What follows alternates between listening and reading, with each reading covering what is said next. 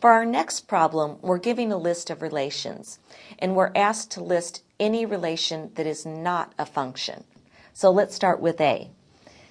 In A, we have a set of 3 ordered pairs. Now, how do we determine whether or not these ordered pairs represent a function? Well, here's the key. We look at the first elements, 7, 8, and 9. If no first element is repeated, then it automatically is a function because we cannot have any first element paired with a second element and then have that same first element paired with a different second element.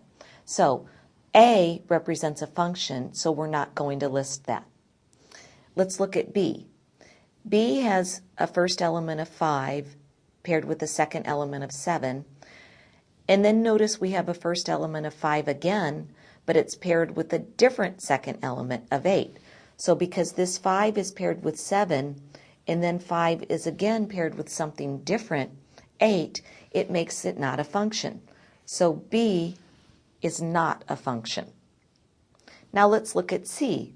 In this case, we're not given a list of ordered pairs, so we have to figure out a different way to determine whether or not it's a function.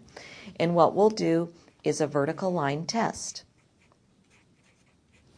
Here's what the vertical line test says.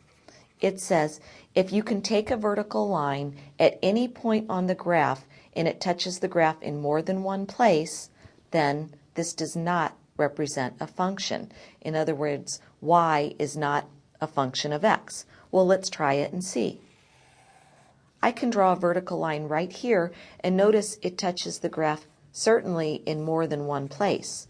So it fails the vertical line test. Therefore, we can also say C is also not a function. So on this page, B and C were both not functions. Let's look at a couple more.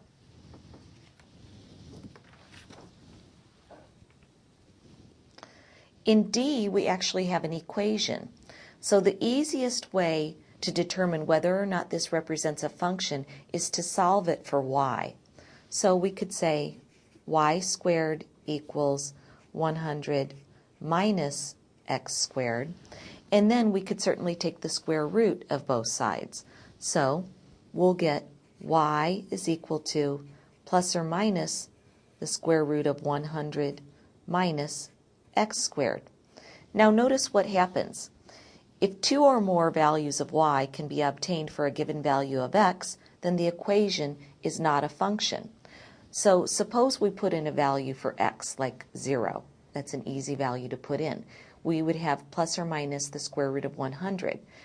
That means y would give us 2 different values for one value of x, and therefore it would not be a function.